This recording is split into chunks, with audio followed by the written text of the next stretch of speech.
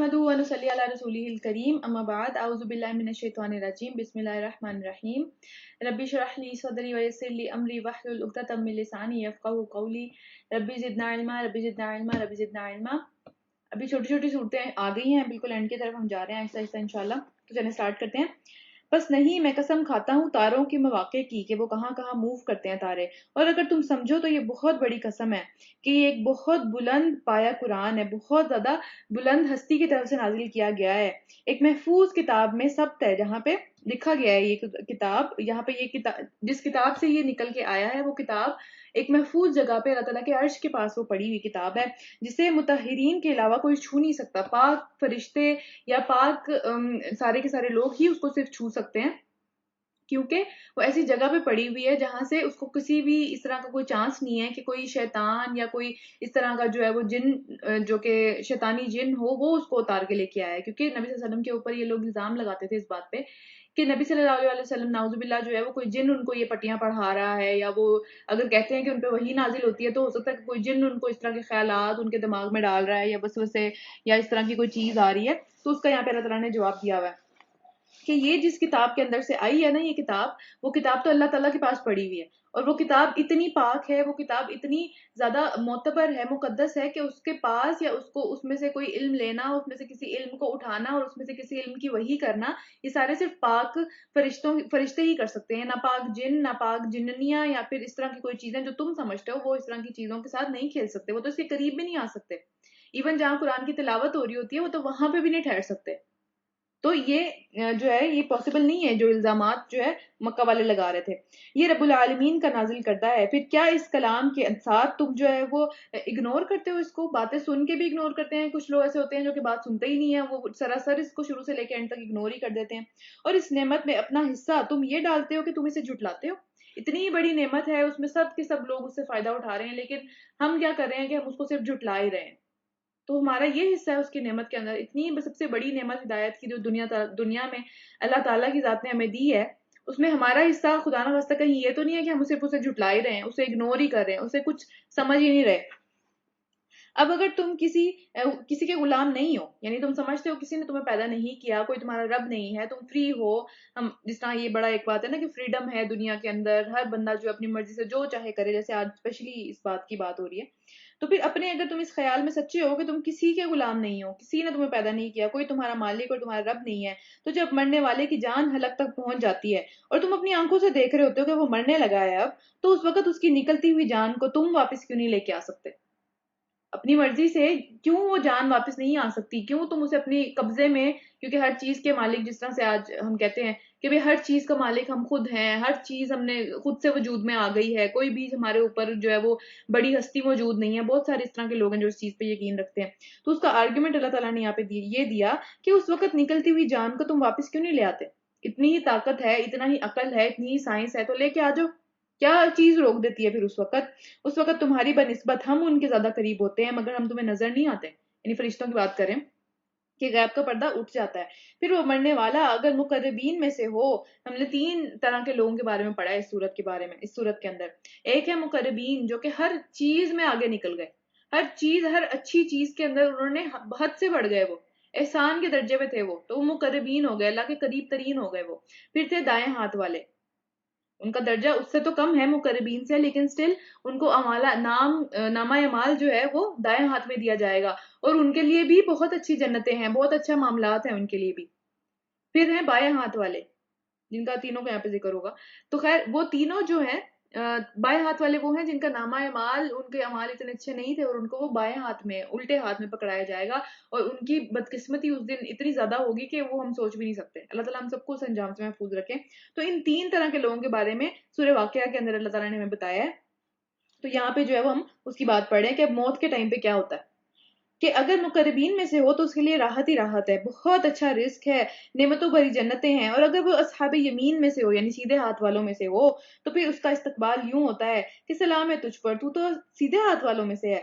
और अगर झुटलाने वाले और गुमराह लोगों में से हो तो इसकी तवाज़ो के लिए खोलता हुआ पानी है और जहन्नुम का جہنم میں جھونکا جانا ہے، یہی سب کچھ بالکل حق والی بات ہے۔ بس اپنے رب، اے نبی صلی اللہ علیہ وآلہ وسلم، اپنے رب عظیم کی تسبیح بیان کرو، کیونکہ وہ ان سب چیزوں سے پاک ہے جو کہ نبی صلی اللہ علیہ وسلم کے ساتھ یا پھر لوگ جو اللہ کے ساتھ شریک ٹھہراتے ہیں یا پھر نبی صلی اللہ علیہ وسلم کو جھٹلاتے ہیں، وہ ان سب چیزوں سے پاک ہے۔ اگلی یہ مدنی صورت ہے، سورہ حدید۔ شروع کرتے ہیں اللہ کے نام سے جو بہت مہربان نہایت رحم فرمانے والا ہے۔ اللہ کی تسبیح ہے ہر اس چیز کے اندر جو کہ زمین اور آسمان میں، ہر چیز اللہ تعالیٰ کی تسبیح کرتی چلی جا رہی ہے، اور کس طریقے سے کر رہی ہے، کس معاملہ کیا معاملہ ہے اس کا، کس آواز میں کرتی ہے، کس ذریعے سے کرتی ہے، یہ سب چیزیں اللہ تعالیٰ بہتر جانتے ہیں۔ لیکن ہر چیز دنیا اور آسمان میں جو بھی ہے وہ اللہ کی تسبیح بیان کرتی چلی جا رہی ہے، اور وہی زبردست اور حکمت والا ہے۔ زمین اور آسمان کی سلطنت ساری اس کے قبضے میں ہے، ہر چیز کا مالک وہی ہے، زندگی بھی بخشتا ہے اور موت بھی دے دیتا ہے، اور ہر چیز پر قدرت رکھتا ہے۔ اب وہی اول بھی ہے، سب سے پہلے بھی وہی تھا، اس سے پہلے کچھ نہیں تھا، اور آخر بھی وہی رہے گا، اس کے بعد کچھ نہیں ہے، سب مر جائیں گے، اینڈ پہ ہر چیز فنا ہو جائے گی، وہی رہ جائے گا صرف۔ اور پھر ظاہر بھی وہی ہے اور مخفی بھی وہی ہے، چھپا ہوا بھی وہی ہے، سب سے زیادہ چھپی ہوئی چیز بھی وہی ہے، اور سب سے زیادہ قدرت کے کرشموں کے اندر، نظاروں کے اندر ظاہر ہونے والی چیز بھی وہی ہے، ظاہر ہونے والی ہستی بھی وہی ہے، ہر چیز اس کی تصویر بیان کری ہے، ہر چیز اس کے آگے سجدے میں گری ہوئی ہے، ہر چیز ایک سے ایک کے بعد ایک کے بعد ایک آیات ہمارے سامنے آتی جاتی ہیں دنیا کے اندر بھی، وہ ان سب چیزوں میں ظاہر ہے کہ ان کا کوئی پیدا کرنے والا ہے، اور وہ ہر چیز کا علم رکھتا ہے۔ وہی ہے جس نے آسمانوں اور زمین کو 6 دنوں میں پیدا کیا اور پھر عرش پر چلا گیا، اس کے علم میں ہے جو کچھ زمین میں جاتا ہے، جو چیز زمین میں جاتی ہے وہ اس کو پتا ہے، ایک ایک چیز کون سے جو ہے وہ کس پوائنٹ پہ زمین کے اس کے اندر گئی ہے۔ ہم سوچیں اگر ہمارے گارڈن ہے کسی کے پاس، تو اس کے اندر کیڑیاں ہوتی ہیں، کیڑے ہوتے ہیں، مکوڑے ہوتے ہیں، کچھ بھی ہوتا ہے اس کے اندر، ہمیں نہیں پتا وہ کہاں سے آ رہے ہیں، ہمیں نہیں پتا وہ کدھر چلے جاتے ہیں، ہمیں نہیں پتا کہ جب ہم اس کو جو ہے وہ کچھ اس کا علاج کرنے کی کوشش کرتے ہیں وہ کہاں چلے جاتے ہیں، وہ پھر کہاں سے نکل کے آ جاتے ہیں۔ تو زمین میں جو چیز جاتی ہے، زمین سے جو چیز نکلتی ہے، اس کو سب ہر چیز کا پتہ ہے۔ اور پھر جو کچھ آسمان سے اترتا ہے، آسمان سے صرف بارش نہیں اترتی، آسمان سے رحمتیں اترتی ہیں، بلائیں اترتی ہیں۔ ایک حدیث سے ہمیں پتہ چلتا ہے کہ چیزوں کو کور کر کے رکھنا چاہیے کھانے پینے کی، کیونکہ پورے سال کا ایک دن اس طرح کا ہوتا ہے کہ وہ آسمان سے رات کے ٹائم پہ جو ہے وہ بلائیں اترتی ہیں، اور وہ پھر بیماریوں کا سبب بنتی ہیں۔ تو یہ ساری چیزیں آسمان سے اترتی ہیں، جو رحمتیں اترتی ہیں، فرشتے اترتے ہیں، جنات آسمان میں چلتے پھرتے ہیں، یہ سب چیزیں جو چیزیں ہیں اللہ تعالیٰ کو اس کا پتہ ہے، اور وہ اس کو جانتا ہے، جو اترتا ہے اور جو اس میں چڑھتا ہے، اور وہی تمہارے ساتھ ہے جہاں بھی تم ہو، اور جو بھی کام تم کرتے ہو اسے وہ دیکھ رہا ہے، وہ غافل نہیں ہے، اتنے سارے لوگ ہیں اور ہر ایک کو ویسے ہی دیکھ رہا ہے، اس کا علم اتنا ہی مکمل ہے سب کے بارے میں۔ وہی زمین اور آسمان کی بادشاہی کا مالک ہے، اور تمام معاملات کے فیصلے وہی کرتا ہے، ہر چیز کا فیصلہ اللہ تعالیٰ کے پاس رجوع ہوتا ہے اس بارے میں کہ کیا ہوگا اور کیا نہیں ہوگا۔ وہی رات کو دن کے اوپر لے کے آتا ہے اور دن کو رات میں لے کے آتا ہے، اور دلوں کے چھپے ہوئے ہر قسم کے راز کو بھی جانتا ہے وہ کہ دلوں میں کیا چل رہا ہے۔ ایمان لاؤ اللہ اور اس کے رسول پر، اور خرچ کرو ان چیزوں میں سے جس کو اس نے تمہارے قبضے میں دے دیا۔ وہ ساری چیزیں جو ہمارے قبضے میں ہیں ان میں سے خرچ کرنا چاہیے، کیونکہ ورنہ اگر ہم اس کو سنبھال کے رکھیں گے، جیسے کسی کو بیگز کا شوق ہے، کسی کو جوتوں کا شوق ہے، کسی کو کپڑوں کا شوق ہوتا ہے، کسی بھی چیز میں صرف پیسہ ہی نہیں، ہر اس چیز کا جس کا شوق ہے اس کو مارنے کا، اس شوق سے نکلنے کا، یا پھر اس کی محبت کو اپنے دل میں جو ہے وہ کم کرنے کا طریقہ یہ ہے کہ اس میں سے خرچ کیا جائے، تاکہ وہ جو ایک جیسے گھن لگ جاتا ہے نا، کیا کہتے ہیں گھن کو اردو میں، کہ رسٹ لگ جاتا ہے، کیا کہتے ہیں اسے، رسٹنگ ہو جاتی ہے جو، اس کو جو ہے کم کرنے کا طریقہ یہ ہے کہ اس میں سے دیا جائے، کیونکہ وہ جتنا زیادہ پڑا ہوگا ہم اتنے ہی زیادہ مٹیریلسٹک ہوتے چلے جائیں گے، تو اس میں سے کہیں نہ کہیں جو ہے وہ ایک حصہ اللہ تعالیٰ کے لیے بھی نکالنا چاہیے۔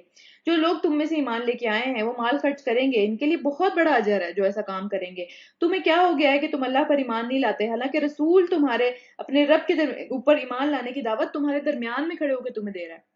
مطلب ہمارے یہاں تو ہمارے ساتھ تو وہ معاملہ نہیں ہے، ہمارے ساتھ تو صرف قرآن اور حدیث ہی رہ گئی ہے اب، لیکن کیا ان کے اوپر جو ذمہ داری تھی، جن کے درمیان میں موجود تھے نبی صلی اللہ علیہ وسلم، ان کے اوپر ذمہ داری زیادہ تھی، کیونکہ وہاں پہ نبی صلی اللہ علیہ وسلم کی شکل میں ایک پورا کا پورا چلتا پھرتا معجزہ سامنے تھا ان کے اللہ تعالیٰ کا، کہ اللہ تعالیٰ کی طرف سے وہ بات آ گئی ہوئی تھی پوری کی پوری، وہی آ رہی تھی، جو وہ سوال کرتے تھے اس کا جواب آ رہا تھا، بہت ساری چیزیں تھیں، اس کی وجہ سے ان کے اوپر ذمہ داری تھوڑی زیادہ تھی، اور وہ تم سے عہد لے چکا ہے کس چیز کا، کہ وہ اطاعت کریں گے، یعنی یہ ایمان والوں سے بات ہو رہی ہے، جو کہ ایمان لانے کا عہد کر چکے ہوئے ہیں، ان سے بات ہو رہی ہے، یہ ان لوگوں سے بات نہیں ہو رہی جو ایمان نہیں لائے ہوئے، تو ان کو اللہ تعالیٰ بار بار کہہ رہے ہیں کہ ایمان لاؤ اللہ کے اوپر، ایمان لاؤ اللہ کے اوپر، تم کیوں ایمان نہیں لے کے آتے؟ تو یہاں پہ بھی وہی والی بات ہے کہ جو انسان کے اندر بیلیف ہے نا انسان کا، اس کے 3 درجے ہیں، ایک یہ ہے کہ اسلام، کہ میں نے اپنے منہ سے کہہ دیا کہ میں اسلام قبول کرتی ہوں، اور میں نے کلمہ پڑھ لیا، اور میں نے بیسک بیسک چھوٹی موٹی چیزیں دیکھی ہیں، اور میں نے کہا ہاں بس ٹھیک ہے، جیسے کہ ہم سب ہیں، موسٹلی ہم سب لوگ اسلام سے ہمارا تعلق ہے، ہمارا دلوں میں ایمان ابھی تک نہیں آیا، ہمارے دلوں کے اندر وہ والی جو ایک امن میں آ جانا ہوتا ہے نا کہ مجھے اب کسی قسم کا کوئی شک نہیں رہا کسی بھی بارے میں. ایمان کا مطلب ہے امن میں آ جانا، کوئی شک نہ رہنا کسی بھی قسم کا، اور اس طرح سے وہ کام کرنا کہ جیسے کہ اس کا حق تھا کرنے کا. اس طرح نماز پڑھنا تو اتنے پرسکون طریقے سے کہ میں واقعی اللہ سے بات کر رہا ہوں. ہمیں ہمیشہ یہ شک ہوتا ہے کہ پتہ نہیں میری نماز قبول ہو رہی ہے، پتہ نہیں یہ ہو رہا ہے، پتہ نہیں وہ ہو رہا ہے، شکوں میں پڑے رہتے ہیں. تو یہ شکوک سے نکل جانے کو جو ہے وہ ایمان میں آ جانا کہتے ہیں. پھر جو تیسرا درجہ ہے جو سب سے اوپر ہے وہ کیا ہے؟ احسان کا درجہ. کہ انسان اس طریقے سے عبادت کرے، ہر چیز اس طریقے سے کرے، چھوٹی موٹی بڑی، دوسروں سے معاملات ہیں، اپنے آپ کے معاملات ہیں، یا پھر بچوں سے ہیں، یا پھر اللہ تعالیٰ کے معاملات ہیں، وہ ساری چیزیں اس طرح سے کرے کہ جیسے میرا رب سامنے کھڑا ہوگا مجھے دیکھ رہا ہے. تو کسی کو امپریس کرنے کے لیے جیسے ہم کرتے ہیں نا، تو اس کو اتنا یقین ہو جائے کہ میرا رب سامنے کھڑا ہے، جو کہ ظاہر ہے اللہ تعالیٰ ہمیں دیکھ رہے ہوتے ہیں ہر وقت، لیکن وہ اس کو اتنا زیادہ یقین میں ہو جائے، اس کا ایمان اتنا زیادہ بڑھ جائے کہ وہ احسن طریقے سے، بہترین طریقے سے وہ کام کر کے دکھائے پھر. تو ایمان کا درجہ جو ہے، جو سیکنڈ درجہ ہے، اس میں بھی وہ کام تو کر رہا ہے، لیکن وہ بہت آگے جا کے نہیں کر رہا، بہت پرفیکشن سے وہ کام نہیں کر رہا، لیکن وہ کر رہا ہے. اور اسلام سے ایمان میں جانے کا کون سا طریقہ ہے؟ اسلام سے ایمان میں جانے کا یہ طریقہ ہے کہ ہم نے قرآن میں یہ چیز پڑھی ہے، پڑھ چکے ہیں ہم، کہ اسلام دلوں میں اسلام جو ہے وہ جب ہم قبول کر لیتے ہیں تب ضروری نہیں ہے کہ ایمان بھی دلوں میں آ جائے. ایمان تب دلوں میں آتا ہے جب ہم نماز قائم کرتے ہیں اور اپنی ساری چیزوں کو کرتے رہتے ہیں بجائے اس کے کہ ہم کہیں کہ اوئے ہوئے کوئی فائدہ ہی نہیں ہے کرنے کا، مجھے تو کوئی فرق ہی نہیں پڑتا یار، مطلب یہ ٹکرے مارنے کا مجھے کیا فائدہ ہے، میرا دھیان تو وہاں پہ ہوتا ہے، میں سوچ تو یہ رہی ہوتی ہوں، یا پھر میں کوئی فائدہ نہیں ہے، میرا وضو بھی ٹھیک نہیں ہے، میری نماز بھی ٹھیک نہیں ہے. یہ جب ہم کرتے رہیں گے نا ان سب چیزوں کو تو اللہ تعالیٰ آہستہ آہستہ ایمان کی حالت میں لے آئیں گے ہمیں. لیکن جب ہم درمیان میں چھوڑ دیں گے تو ایک لیول اوپر نہیں جا سکیں گے، پھر نیچے والے لیول پہ ہی رہیں گے. یہاں پہ ان لوگوں سے بات ہو رہی ہے جیسے ہمارے سے بھی بات ہو رہی ہے یہاں پہ، کہ ایمان لے کے آؤ، اس درجے میں جانے کی کوشش کرو. وہ درجہ اوپر ہے ہم سے، جہاں پہ ہم میجورٹی کھڑی ہوئی ہے ہم لوگوں کی. اسلام، ایمان اور احسان 3 درجے ہیں. تو ہم کہاں پہ، ہم نے سوچنا ہے اس چیز کو اور دیکھنا ہے کہ ہم نے جانا کہاں چاہتے ہیں ہم. اچھا، اس کے بعد آگے چلتے ہیں.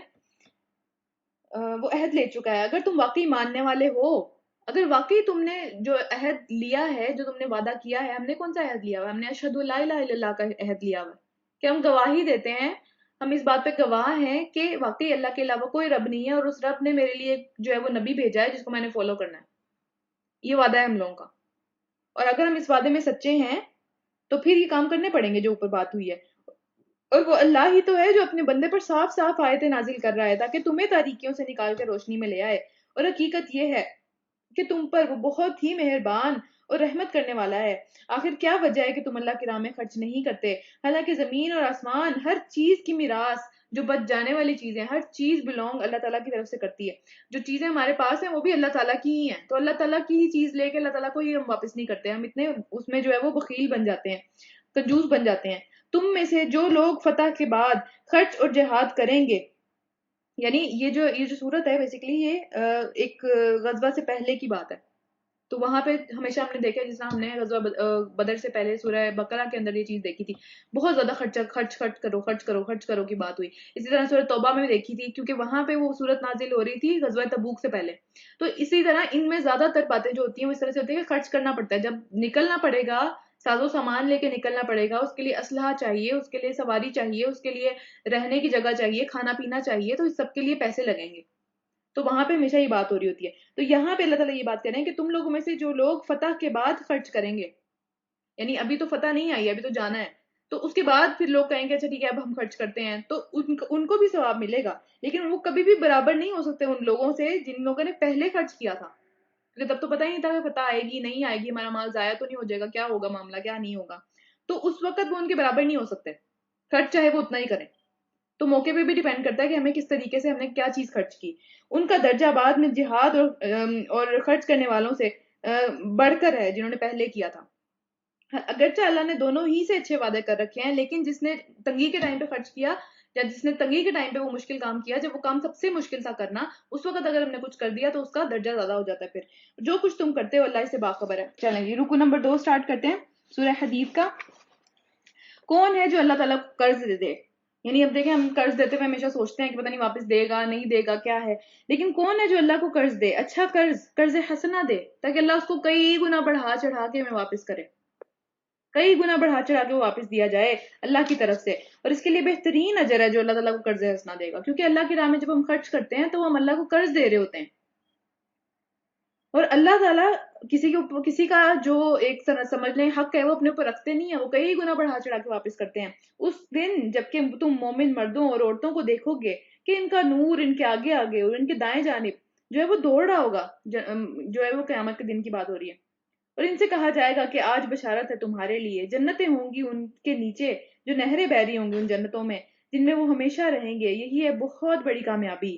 یعنی دنیا کی کامیابیوں کے لیے، دنیا میں مائل سٹونز جو ہم نے سیٹ کیے ہوئے ہوتے ہیں کہ بھئی یہ لینا ہے، یہ کرنا ہے، یہ کرنا ہے، اس کے لیے ہم مال جمع کرتے ہیں، لیکن اللہ تعالیٰ ہماری جو ایک نظر ہے وہ کہیں اور لے کے جا رہے ہیں کہ یہ اصل کامیابی ہے، اس کے لیے کوشش کرو اور اس کے لیے اللہ کو قرض حسنہ دو۔ اس روز منافق مردوں اور عورتوں کا حال یہ ہوگا کہ وہ مومنوں سے کہیں گے، یہ بات یاد رکھیں، منافق مرد اور عورت مسلمان ہی ہوتے ہیں، ٹھیک ہے، وہ کوئی باہر کے لوگ نہیں ہوتے، وہ مسلمانوں میں سے ہی ہوتے ہیں۔ اللہ تعالیٰ ہم سب کو منافقت کے مرض سے بچائیں۔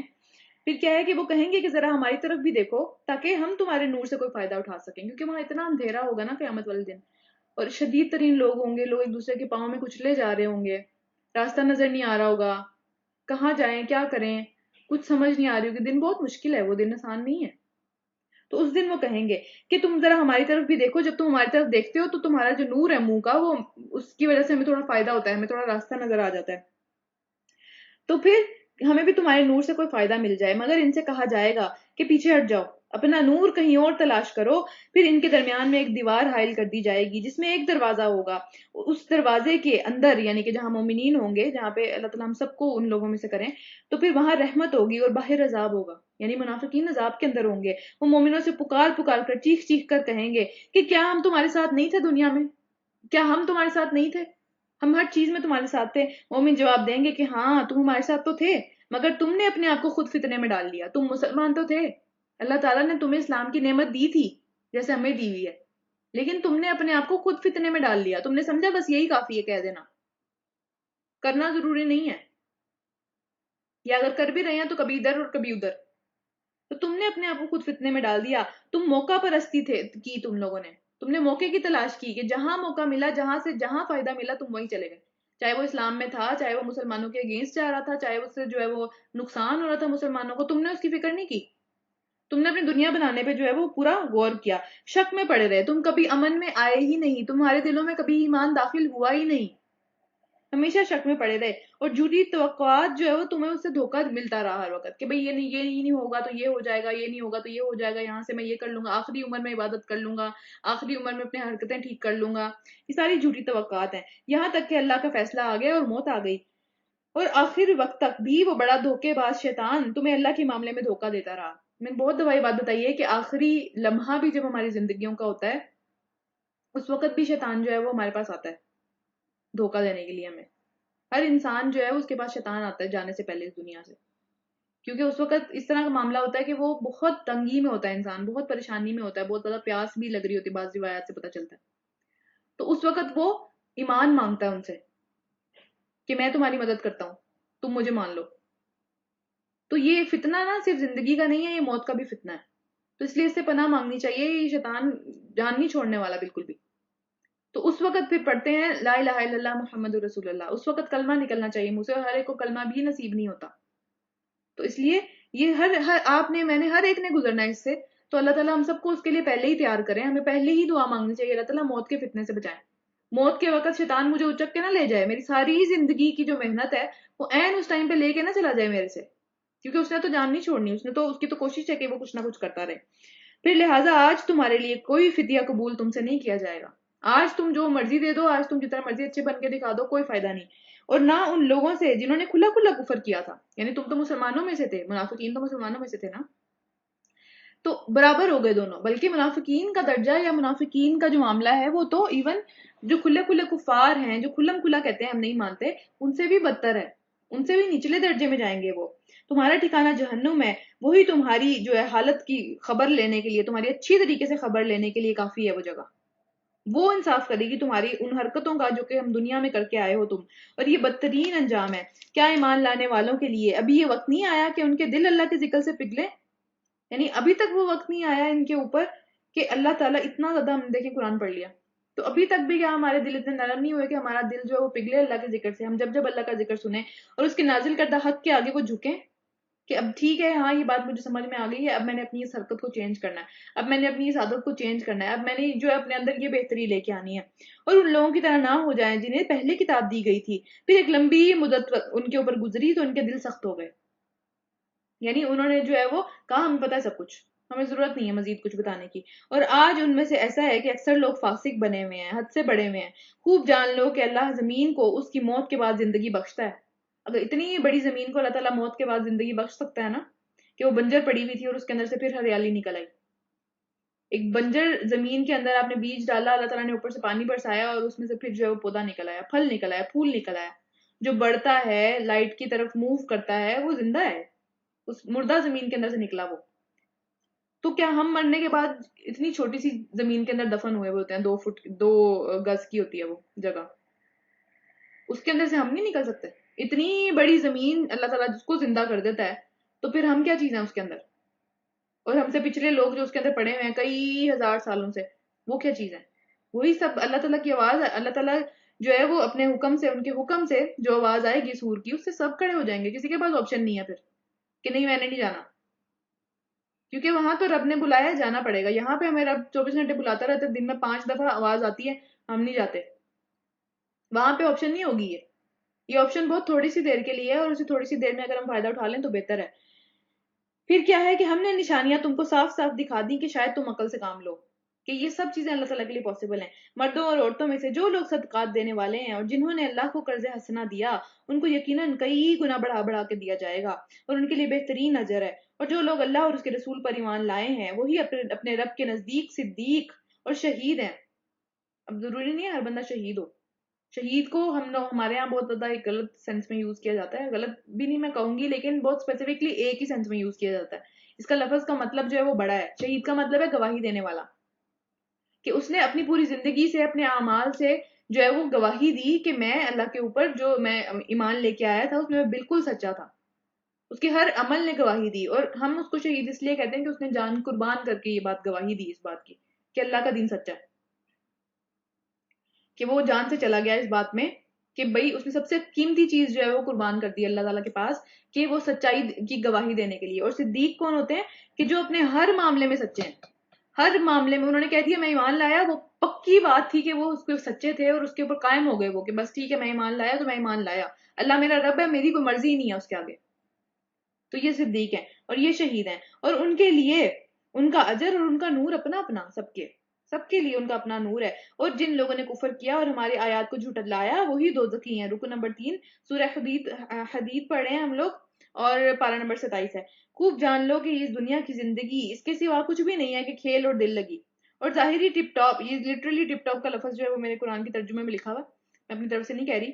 تو یہ ظاہری ٹپ ٹاپ ہے، اور جو ہے وہ تمہارا آپس میں ایک دوسرے کے اوپر فخر جتانا کہ میرے پاس تو یہ ہے، میں نے تو یہ چیز اس طرح سے کی، میرے پاس تو فلاں چیز ہے، میں وہاں گئی، میں نے یہ کیا، میں نے وہ کیا، میرے پاس یہ اچھی چیز ہے.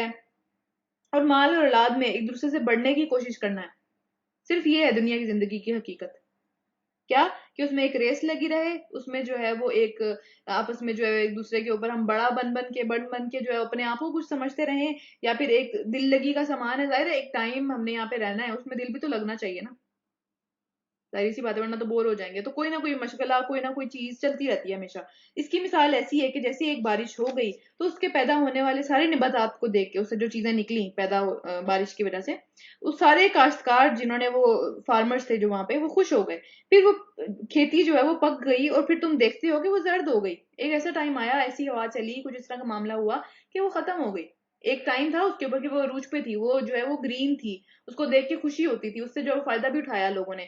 لیکن وہ ہمیشہ کے لیے نہیں ہے، وہ زرد ہو جائے گی، ایک ٹائم آئے گا کہ وہ ختم ہو جائے گی، اور پھر وہ بھس بن جاتی ہے. اس کے برعکس آخرت کی جگہ وہ ہے کہ جہاں سخت عذاب ہے، وہ کبھی ختم نہیں ہونے والا، کبھی بھی ختم نہیں ہونے والا. اور وہاں پہ اللہ تعالیٰ کی مغفرت بھی ہے، اور اللہ تعالیٰ کی خوشنودی بھی ہے. اللہ تعالیٰ خوش ہے وہاں پہ، اللہ تعالیٰ کا رضوان ہے وہاں پہ، اور وہ بھی کبھی ختم نہیں ہونے والا. تو اس کی کوشش کرنی چاہیے. دنیا کی زندگی ایک دھوکے کی سوا کچھ بھی نہیں ہے.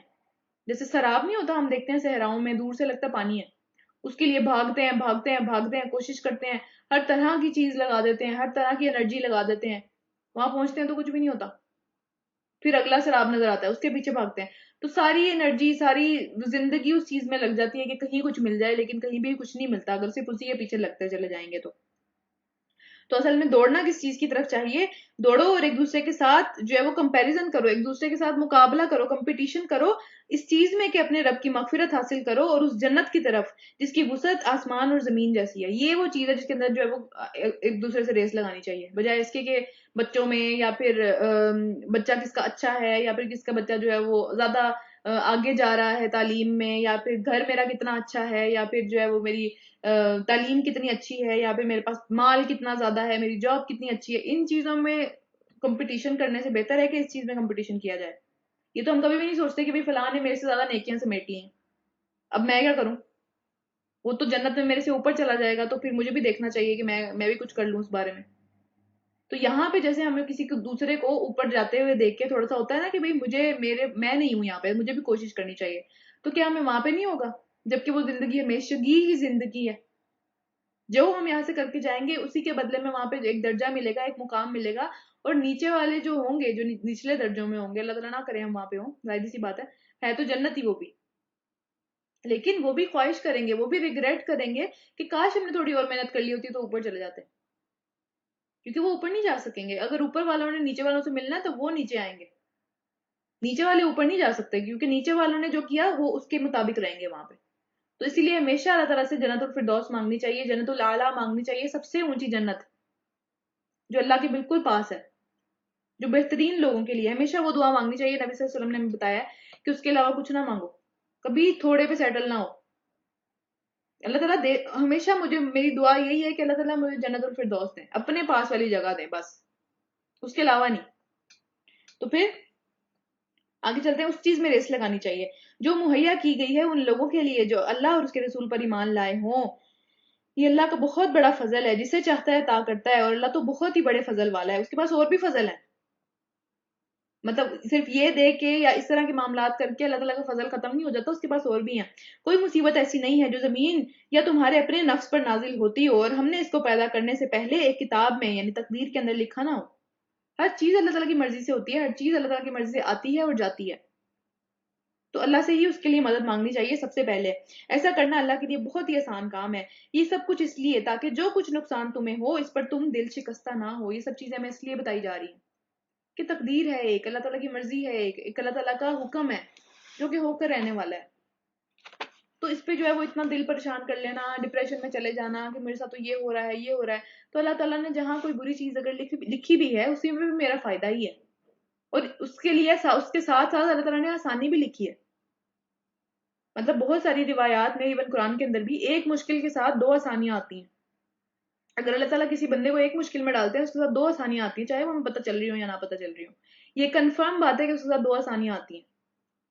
تو اس چیز کا بلیو رکھنا چاہیے، یہ ایمان کا حصہ ہے نا ہمارے کہ اللہ تعالیٰ نے تقدیر لکھی ہوئی ہے، یہ بھی ہمارے ایک ایمان کا حصہ ہے۔ اور کیا ہے کہ ایسا کرنا اللہ کے لیے بہت آسان ہے، اور یہ سب باتیں اللہ تعالیٰ ہمیں اس لیے بتا رہے ہیں تاکہ جو کچھ نقصان ہو ہمیں زندگی میں ہوتا رہتا ہے نا، تو پھر اس میں ہم دل شکستہ نہ ہو، اس میں ہم بالکل ڈس اپوائنٹڈ نہ ہو جائیں، ہمیں اللہ تعالیٰ سے امید ہو کہ کوئی بات نہیں، اس کے بعد اللہ تعالیٰ نے اور اچھی چیزیں لکھی ہوئی ہیں، اور جو کچھ اللہ تعالیٰ تمہیں عطا کرے اس پہ تم پھول نہ جاؤ، کیونکہ اللہ تعالیٰ نے وہ بھی لکھا ہوا تھا پہلے ہی، اس میں تمہارا کوئی اتنا زیادہ کمال نہیں ہے۔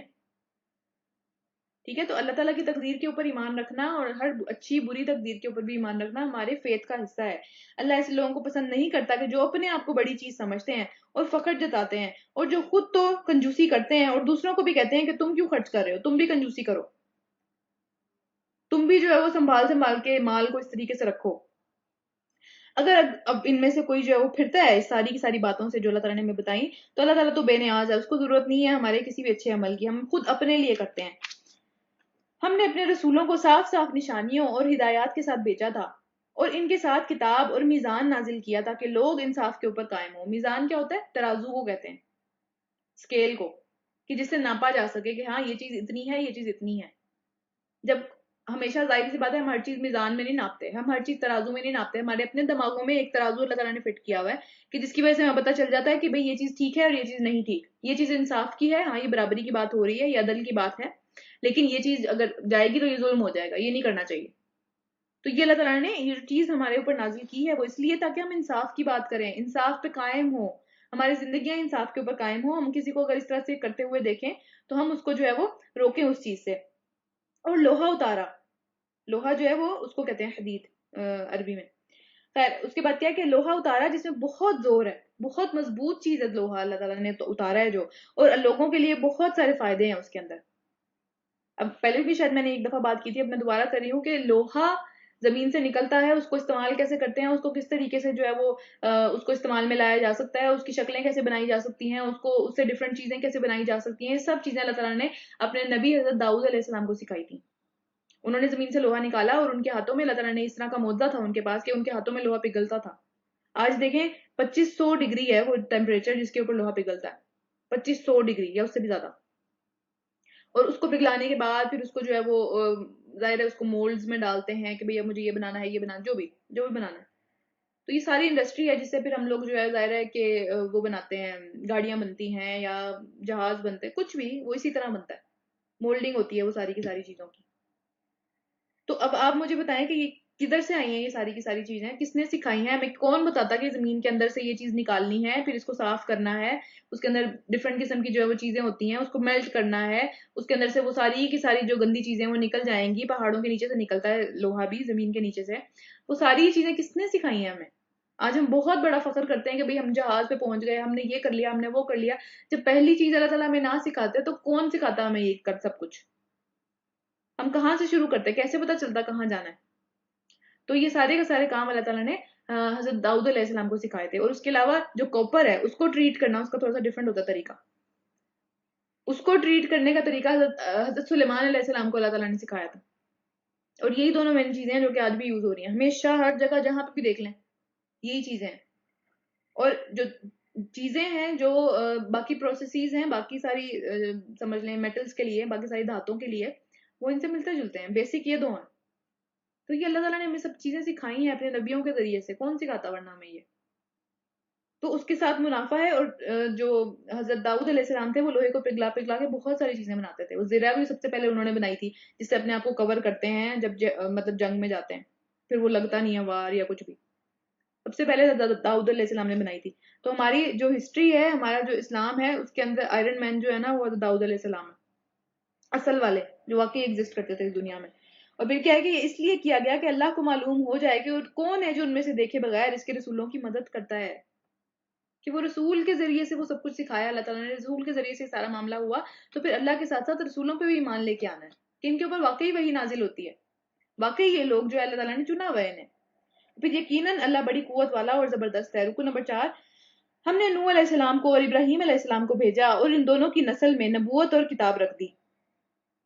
پھر ان کی اولاد میں سے کسی نے تو ہدایت کو اختیار کیا اور بہت سارے فاسق ہو گئے. ہمیشہ یاد رکھیں میجورٹی کبھی بھی ٹھیک نہیں ہوتی، میجورٹی ہمیشہ بہک جاتی ہے، کیونکہ شیطان جو ہے وہ میجورٹی اس کا حصہ ہے انسانیت میں سے، وہ میجورٹی کو بہکا کر لے جائے گا.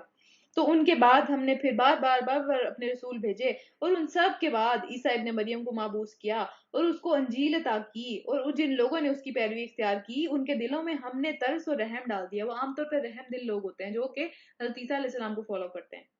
عام طور پہ وہ رحم دل ہوتے ہیں. یہ وائٹ سپریمیسی اور اس طرح کی چیزیں اب آ گئی ہیں خیر، لیکن عام طور پہ جو صحیح معنوں میں حضرت عیسیٰ علیہ السلام کے فالوورز ہوتے ہیں وہ ہمیشہ پیس اور لو اور اس طرح کی باتیں کر رہے ہوتے ہیں. آپ لوگوں نے بھی شاید یہ چیز دیکھی ہوگی.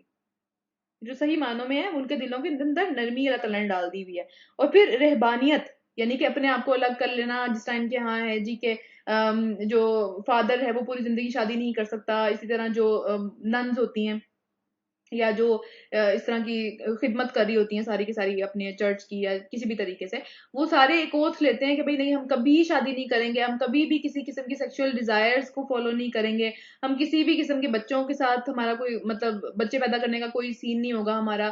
ہم جو ہے وہ بالکل ہی دنیا سے اس والی چیز سے، یعنی اس والی چیز سے ہم کٹ آف ہو جائیں گے. ہم دنیا میں کسی بھی معاملے کی جو ہے وہ دنیاوی معاملے سے سب کٹ جائیں گے. ہمارا صرف دنیا میں ایک مقصد ہے، وہ یہ کہ ہم اپنے چرچ کی یا اپنی طرف سے جو دین ہے ان کا، اس کی جو ہے وہ خدمت کریں. تو یہ اللہ تعالیٰ نے نازل نہیں کیا، یہ اللہ تعالیٰ کی طرف سے نہیں ہے، کسی بھی صورت میں یہ ایکسیپٹیبل نہیں ہے، کیونکہ دین کا مطلب ہے زندگی گزارنے کا طریقہ. اور زندگی اس دنیا میں رہ کے گزارنی ہے، اپنے آپ کو الگ تھلگ کر کے جنگلوں میں نہیں نکل جانا. تو یہاں پہ اللہ تعالیٰ بتا رہے ہیں کہ رہبانیت انہوں نے خود ایجاد کی ہے، ہم نے ان کے اوپر یہ چیز فرض نہیں کی تھی. دنیا میں رہ کے کام کرنا ہے، لوگوں کے ساتھ انٹریکشن کر کے کام کرنا ہے. اتنی ساری آیات ہم نے یہ چیز اس طرح سے دیکھی، ورنہ رسول کسی جنگل میں آ جاتے.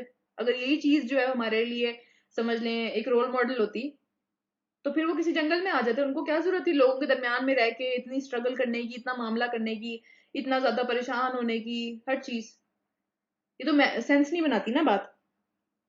تو اللہ تعالیٰ نے فرمایا کہ ہم نے ان کے اوپر اس کو فرض نہیں کیا تھا، یہ انہوں نے خود سے ایجاد کیا ہے. مگر اللہ کی جو رضا ہے، اللہ تعالیٰ کی خوشی کو طلب کرنے میں انہوں نے اپنے آپ سے ہی یہ بدعت نکال لی. ہم بھی کرتے ہیں، ہم اپنی طرف سے سمجھتے ہیں کہ اللہ تعالیٰ شاید اس سے خوش ہوں گے کہ میں ایکسٹریم پہ چلی جاؤں کسی بات میں کسی بات میں بہت آگے چلی جاؤں اور اس سے شاید اللہ تعالیٰ خوش ہو جائیں گے. تو وہ بدعت ہے. جتنا نبی صلی اللہ علیہ وسلم نے بتایا ہے، جتنا ہمارے دین کے اندر ہے، اسی کو فالو کر لیں، وہی کافی ہے، وہی جو ہے وہ ریکوائرڈ ہے. اس سے زیادہ کریں گے اس کی ضرورت نہیں ہے، اور نہ ہی وہ ایکسیپٹیبل ہے. وہ صرف اپنے آپ کو ایک مصیبت میں ڈالنے والی بات ہے. اور پھر اس کی پابندی کرنے کا جو حق تھا اسے ادا نہ کیا، یعنی اپنی طرف سے ایک تو بدعت نکالی، اس کے اوپر بھی صحیح طریقے سے قائم نہیں ہے. آپ کو پتہ ہی ہے کتنے کیسز نکلتے ہیں. قبرستان کے قبرستان ہوتے ہیں ان بچوں کے جو کہ زنا کے ذریعے سے پیدا ہوئے ہوتے ہیں، انہی لوگوں کے جو کہ رہبانیت میں چلے جاتے ہیں. کیونکہ یہ چیز نیچر کے خلاف ہے. نیچر انسان کی جو ہے اس کو سیکشول ڈیزائرز ہوتی ہیں اس کے اندر، اس کی ضرورت ہے یہ جسمانی بھی، یا پھر اگر آپ جسمانی نہ بھی کہیں اس کی ایک سمجھ لیں کہ جسم کی بھی ضرورت ہے یہ. اور اس کے علاوہ آپ کے جو ایک احساسات ہیں وہ بھی اس طرح کے ہوتے ہیں کہ آپ کو اس کی تکمیل چاہیے ہوتی ہے کسی دوسرے بندے سے. آپ اکیلے نہیں رہ سکتے ساری زندگی، اللہ تعالیٰ نے پیئرز میں پیدا کیا ہے. تو یہ والی چیز انسانیت کے اور انسان کی نیچر کے خلاف ہے، تو اس وجہ سے اس پہ قائم نہیں رہ سکے. ظاہر سی بات ہے. جتنا اپنے اوپر تنگیاں کرتے رہیں گے، جتنا اپنے اوپر جو ہے وہ مشکل مشکل چیزیں ڈالتے رہیں گے، اپنے آپ کو ہی مصیبت میں ڈالیں گے. جیسے ہمارا دین کو کتنا مشکل بنا دیا ہوا، یہ نہیں کر سکتے، وہ نہیں کر سکتے، یہ بھی کرنا ہے، یہ بھی کرنا ہے، یہ نہیں کریں گے تو کافر ہو جائیں گے. یہ سب باتیں جو ہیں اپنی طرف سے ڈالی ہوئی ہیں. اور پھر چونکہ یہ دین کا حصہ نہیں ہے، چونکہ یہ نیچرل پروسیس نہیں ہے ایک، تو اس پہ قائم بھی نہیں رہ پاتے ہم. پھر ہم تو شاید رہ لیں، ہماری جنریشن نہیں رہ پاتی، مشکل ہو جاتا ہے. ان میں سے جو لوگ ایمان لائے ہوئے تھے ان کو ہم نے اجر عظیم کا وعدہ کیا، ان کے لیے اجر عظیم عطا کیا، مگر ان میں سے بھی اکثر لوگ فاسق ہیں، وہ نہیں اپنی بات پہ قائم رہتے. پھر اے لوگوں جو ایمان لائے ہو، اپنے اللہ سے ڈرو اور اس کے رسول صلی اللہ علیہ وسلم پر ایمان لے کے آؤ. یہ دیکھیں ذرا کیا بات ہے یہ کہ اے لوگوں جو ایمان لائے ہو، اللہ سے ڈرو اور رسول پر ایمان لے کے آؤ. مطلب پہلے ہی وہ ایمان والے ہیں، لیکن بار بار بار بار بار بار اپنے ایمان کو دیکھنا ہے کہ کدھر جا رہا ہے، کیا کر رہے ہیں. پھر اس کے بعد اللہ تمہیں اپنی رحمت میں دوہرا اجر دے گا تمہیں، اور اس کے بعد وہ تمہیں وہ نور بخشے گا جس کی روشنی میں تم چلو گے. اس دن جب کہ کوئی روشنی نہیں ہوگی، اس دن ہر بندہ ایک دوسرے کے سے جو ہے وہ چھینا چپٹی میں اور اس طرح کے معاملات میں جو ہے وہ ہوگا. اور اس کے علاوہ جو پل صراط ہے وہ ایک بال سے بھی زیادہ باریک ہے اور تلوار کی نوک سے بھی زیادہ جو ہے وہ تیز ہے اس کی دھار. اس کے اوپر سے کیسے گزریں گے اگر نظر ہی نہیں آ رہا ہوگا تو؟ اس کے نیچے جہنم ہے، جہنم کے اوپر ہے وہ پل. اور ہر انسان جو آج تک دنیا میں آیا ہے اس نے اس کے اوپر سے گزرنا ہے. تو جب نور نہیں ہوگا، جب دیکھیں گے نہیں کس طرح سے جو ہے وہ اس کے اوپر سے گزریں گے. اور ایک حدیث سے ہمیں پتہ چلتا ہے کہ نور وہ والے اعضاء چمک رہے ہوں گے انسان کے جو کہ جس سے وہ وضو کرتا ہے، وہ وضو کی وجہ سے چمک رہے ہوں گے، ان کی وجہ سے نور نکل رہا ہوگا. اسی طرح ہر جمعے کو جو ہے وہ سورہ کہف پڑھنا، یہ نور کا ذریعہ ہے. انسان جو ہے وہ ایک جمعے سے لے کے اگلے جمعے تک نور میں رہتا ہے اس کی وجہ سے. اور اگر اس کی موت آ جاتی ہے تو قبر میں بھی نور میں جاتا ہے، وہ اندھیرے میں نہیں جاتا، اور اٹھایا بھی اسی نور میں جائے گا. اور اسپیسیفکلی دجال سے فتنے سے بچنے کے لیے بھی وہ صورت ہے، ظاہری بات ہے. تو نور جو ہے اپنا اکٹھا کرنے کی ضرورت ہے. اسی طرح آگے چلتے ہیں. ہاں، نور بخشے گا جس کی روشنی میں تم چلو گے اور تمہارے قصوروں کو معاف کر دے گا. اللہ بڑا ہی معاف فرمانے والا اور مہربان ہے. تم کو یہ روش اختیار کرنی چاہیے تاکہ اہل کتاب کو معلوم ہو جائے کہ اللہ کے فضل کے اوپر ان کی کوئی اجارہ داری نہیں ہے، ان کی کوئی اتھارٹی نہیں ہے، ان کی کوئی منوپلی نہیں ہے وہاں پہ کہ صرف ہمارے لیے ہی تھا وہ اور کسی اور کے لیے نہیں ہو سکتا. صرف ہمارے لیے ہی وہ سارے نبی ہمارے اندر سے آئے تو ہم سارے لاڈلے ہیں، ہم فیورٹ قوم ہیں، یہ سب چیزوں پہ ہمارا ہی حق ہے. تو اللہ تعالیٰ لوگوں کے ذریعے سے ہی لوگوں کو جو ہے وہ مشکل میں ڈالتے ہیں. لوگوں کے ذریعے سے ہی لوگوں کی کچھ جو خوش فہمیوں میں وہ مبتلا ہوتے ہیں نا، ان سے نکالتے ہیں ان کو. لوگوں کے ذریعے سے ہی لوگوں کو جو ہے وہ عذاب کا مزہ چکھاتے ہیں. تو یہاں پہ بھی اس کی بات ہو رہی ہے. اور یہ کہ اللہ تعالیٰ کا فضل اس کے اپنے ہاتھ میں ہے. وہ جسے چاہے عطا کرے، یہ لوگوں کی مرضی نہیں ہے. اور جو اس طرح کے گمان میں، اس طرح کی خوش فہمیوں میں بیٹھے ہوئے ہیں، اللہ تعالیٰ ان کے گمان کو بڑا جلدی دنیا میں ہی سیٹ کر دیتے ہیں. اور پھر وہ بہت ہی بڑے فضل والا ہے. سورہ مجادلہ ہے، مدنی صورت ہے، آگے مدنی صورتیں 2-3 آ رہی ہیں. یہ پچھلی بھی مدنی تھی جو ہم نے پڑھی ہے. اچھا، اللہ کے نام سے شروع کرتے ہیں جو بہت مہربان نہایت رحم کرنے والا ہے. اللہ نے سن لی اس عورت کی بات جو اپنے شوہر کے معاملے میں تم سے تکرار کر رہی تھی. یہ پارہ نمبر 28 جو ہے وہ شروع ہو گیا. اور تکرار کر رہی تھی اور اس سے اللہ سے فریاد کیے جا رہی تھی. اللہ تم دونوں کی گفتگو سن رہا ہے اور وہ سب کچھ سننے والا ہے. ہوا یہ تھا کہ ایک عورت تھی جو کہ جس کا نام تھا خولا نام تھا ان کا. اور اس کے معاملے میں یہ آیتیں جو ہے اور یہ سورت کی موسٹلی آیتیں ان کے معاملے میں جو ہے وہ نازل ہوئی تھی. کیونکہ اس زمانے میں جو لوگ شوہر تھے وہ یہ کرتے تھے کہ وہ بیویوں کو طلاق نہیں دیتے تھے. لیکن چونکہ ان کا کوئی معاملہ خراب ہو جاتا تھا یا پھر جو ہے وہ ان کو کوئی بات ان کی پسند نہیں آتی تھی، لڑائی ہو جاتی تھی، تو وہ کہتے تھے کہ تم میرے لیے میری ماں جیسی ہو. اس کو زہار کرنا کہتے ہیں، زہار ہے یہ اردو اس کا لفظ عربی میں. تو خیر انہوں نے کہا تم میرے لیے میری ماں جیسی ہو، اور جس طرح میں اپنی ماں کے ساتھ میرا کوئی تعلق نہیں ہے فزیکلی سیکشولی، میرا کوئی تعلق اپنی ماں کے ساتھ نہیں ہے، تو تم بھی میرے پہ حرام ہو گئی ہو اس لیے. تو لیکن میں تمہیں طلاق نہیں دوں گا، لیکن میں تمہیں تمہاری کوئی حقوق نہیں دوں گا، کسی قسم کا کوئی حقوق نہیں دوں گا، طلاق بھی نہیں دوں گا، تم لٹکی رہو، تم جیو مرو، میری طرف سے بھاڑ میں جاؤ. تو وہ یہ کرتے تھے خواتین کے ساتھ کہ وہ طلاق بھی نہیں دیتے تھے اور اس طرح کا معاملہ کرتے تھے. اور ہماری سوسائٹی جیسی ان کی سوسائٹی نہیں تھی. وہاں پہ جو طلاق یافتہ تھیں یا پھر بیوائیں تھیں یا پھر کوئی اس طرح کا معاملہ تھا، ان کے لیے لمبی لائن ہوتی تھی رشتوں کی، تو وہ اس کو بلاک کر دیتے تھے ساری. اور شادی کرنا اور ملٹیپل شادیاں کرنا وہاں پہ بہت عام سی بات تھی. اچھا آگے چلتے ہیں. تو وہ عورت جو تھی وہ نبی صلی اللہ علیہ وسلم کے پاس آ گئی کہ اب یہ معاملہ ہو گیا میرے لیے، تو مجھے میرے شوہر نے ایسے کہہ دیا، اب میں کیا کروں. تو اس کی یہاں پہ بات ہو رہی ہے کہ اللہ نے سن لی اس عورت کی بات جو اپنے شوہر کے معاملے میں تم سے تکرار کری تھی. کیونکہ ابھی تک کوئی حکم نازل نہیں ہوا تھا، تو نبی صلی اللہ علیہ وسلم نے ان کو کہا کہ بھئی ابھی کوئی حکم نہیں ہے، مجھے نہیں پتا یا اس معاملے میں. تو وہ تکرار کرنے لگی کہ میں نہیں چھوڑنا یہ کیا ہو گیا، میں تو مطلب اس طرح کا سارا معاملہ مجھے کیسے پتا چلے گا کہ اب میں کیا کروں. وہ تکرار کرنے لگی. تو اللہ سے فریاد کیے جا رہی تھی کہ اللہ ہی اب میرا فیصلہ کرے گا، اللہ ہی اب میرا فیصلہ کرے گا. تو اللہ نے تم دونوں کی گفتگو سن رہا ہے اللہ تعالیٰ، اور وہ سب کچھ جاننے والا ہے. تم میں سے جو لوگ اپنی بیویوں سے زہار کرتے ہیں، یعنی یہ والا معاملہ کرتے ہیں کہ وہ بیوی کو لٹکتا ہوا چھوڑ دیتے ہیں یہ کہہ کے کہ تم میری ماں جیسی ہو، تو ان کی بیویاں ان کی مائیں نہیں ہیں. وہ کہہ دینے سے مائیں نہیں بن جاتی. اور پھر ان کی مائیں تو وہی ہیں جنہوں نے ان کو جنا ہے. یہ لوگ ایک سخت ناپسندیدہ اور جھوٹی بات کہتے ہیں، اور حقیقت یہ ہے کہ اللہ بڑا ہی معاف فرمانے والا اور درگزر فرمانے والا ہے. تو اس کے لیے معافی مانگنی پڑے گی. اسپیشلی یہ بہت بڑی بات ہے، یہ اچھی بات نہیں ہے کرنا. جو لوگ اپنی بیویوں سے زہار کریں تو پھر معافی مانگنے کا طریقہ کیا ہے کہ وہ اپنی اس بات پہ رجوع کریں، اور جو انہوں نے کہی تھی ان کو اس بات پہ توبہ کرنی چاہیے، اللہ تعالیٰ کی طرف واپس پلٹنا چاہیے، رجوع کرنا چاہیے اللہ تعالیٰ سے کہ جو ہم نے یہ بات کہی ہمیں یہ نہیں کہنی چاہیے تھی. تو قبل اس کے کہ دونوں نے ایک دوسرے کو ہاتھ لگائیں، یعنی پھر ایک دوسرے کے ساتھ جو ہے وہ، کیونکہ ہوتا یہ تھا کہ جب کوئی بندہ اظہار کر دیتا تھا تو ان کا سوسائٹی میں ایک نارم تھا یہ کہ وہ کہتے تھے کہ بھئی اب وہ بندی اس کے اوپر حرام ہو گئی ہے. جیسے طلاق کے بعد حرام ہو جاتی ہے، ایکسیپٹ یہ کہ وہ طلاق نہیں ہے لیکن حرام ہو گئی ہے، وہ ہاتھ نہیں لگا سکتا اسے. تو خیر، تو پھر کیا ہے کہ اس کا فدیہ یا اس کا سمجھ لیں کہ اس کو اس کی طرف واپس جانے کا کیا طریقہ ہے کہ قبل اس کے کہ دونوں ایک دوسرے کو ہاتھ لگائیں ایک غلام آزاد کرنا ہوگا. یعنی پھر اب جرمانہ ہے مرد کے اوپر یہ کام کرنے پہ کہ بیوی کو اس طرح سے تنگ نہیں کرنا. پھر یہ نصیحت تم کو کی جاتی ہے اور جو کچھ تم کرتے ہو اللہ سے باخبر ہے. اور جو شخص غلام نہ پائے، اب آگے یہ بات سنیں، جو شخص غلام نہ پائے چونکہ اس نے اللہ تعالیٰ کی حلال کی ہوئی چیز کو اپنے اوپر حرام کر لیا، اللہ تعالیٰ نے پوری طریقے سے حلال کر کے اس کو بیوی دی تھی، اس نے اپنے اوپر اس چیز کو حلال چیز کو حرام کر لیا، تو وہ 2 مہینے کے روزے رکھے گا پھر. اور اگر ایک بھی روزہ اس نے توڑا پھر دوبارہ 2 مہینے کے روزے رکھے گا. مرد کی سزا ہے یہ کام کرنے پہ کہ اگر اس نے جو ہے وہ اس طرح کی کوئی حرکت کی تو پھر اس کو جو ہے وہ بار بار 2 مہینے کے روزے رکھنے پڑیں گے. ایک بھی درمیان میں چھوٹا پھر سے وہ شروع ہو جائے گا 2 مہینے کے روزے، پھر ایک چھوٹا پھر سے شروع ہو جائے گا. تو سزا دیکھیں کتنی سخت ہے. اور یہی سیم سزا جو ہے وہ اس چیز کی ہے کہ اگر کوئی جان بوجھ کے اپنا روزہ توڑے، کیونکہ اللہ تعالیٰ نے وہ چیز اس وقت حرام کی ہوئی تھی کھانا پینا اور آپ نے اس کو اپنے اوپر حلال کر لیا، تو پھر اب اس کا روزہ جو ہے اس کا جو فدیہ ہے وہ ایک روزہ رکھنا نہیں ہے، وہ ہے کہ 2 مہینے کے روزے رکھنے پڑیں گے اسی طرح پے در پے. تو جان بوجھ کے روزہ بالکل بھی نہیں توڑنا چاہیے، یا تو روزہ رکھیں ہی نہ. ہاں بیماری ہے یا کچھ اس طرح کا معاملہ ہے پھر ایک الگ بات ہے، لیکن جانتے بوجھتے ہوئے میں نے روزہ توڑ دیا کوئی مسئلہ نہیں تھا، بس میرا دل کر رہا ہے یہ کھانے کو، تو اس کا جو فدیہ ہے، اس کے جو معافی مانگنے کا طریقہ ہے وہ بھی یہی ہے. تو یہ اللہ تعالیٰ کی ایک حرمت ہے نا کہ کوئی چیز حلال ہے کوئی چیز حرام ہے، یہ اللہ تعالیٰ ڈیسائیڈ کریں گے، یہ میں اور آپ ڈیسائیڈ نہیں کریں گے کون سی چیز میں نے اپنے اوپر حلال کر لی کون سی حرام کر لی. تو اس کا فدیہ یہی ہے. اچھا اس کے بعد کیا ہے، قبل اس کے کہ دونوں ایک دوسرے کو ہاتھ لگائیں، اور جو اس پر بھی قادر نہ ہو، جو یہ بھی نہ کر پائے، تو پھر وہ 60 مسکینوں کو کھانا کھلائے، 60 روزوں کے برابر 60 مسکینوں کو کھانا کھلاؤ۔ تو پھر آپ سوچیں کہ کتنا مشکل کام ہے۔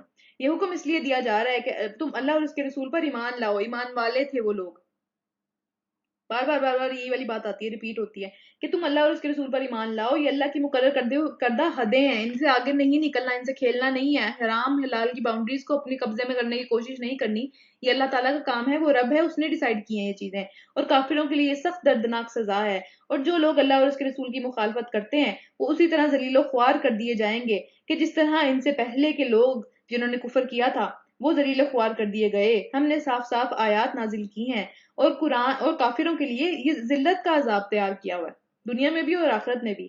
اس دن یہ ذلت کا عذاب ہونا ہے کہ جب اللہ اس کو پھر ان سب کو پھر سے زندہ کرے گا اور سب کو اٹھا دے گا اور انہیں بتائے گا کہ وہ کیا کیا کچھ کر کے آئے ہیں۔ وہ بھول گئے ہیں مگر اللہ نے ان کا سب کیا دھرا گن گن کے محفوظ رکھا ہوا ہے۔ ہمیں یاد ہے ہم نے 4 سال پہلے کیا کیا تھا فلاں دن پہ، ہم نے جو ہے وہ ایون کل کی بات بھی یاد نہیں رہتی کہ بھئی ایک فلاں لمحے میں نے سوچا کیا تھا، کسی کو یاد ہے یہ باتیں ساری کی ساری؟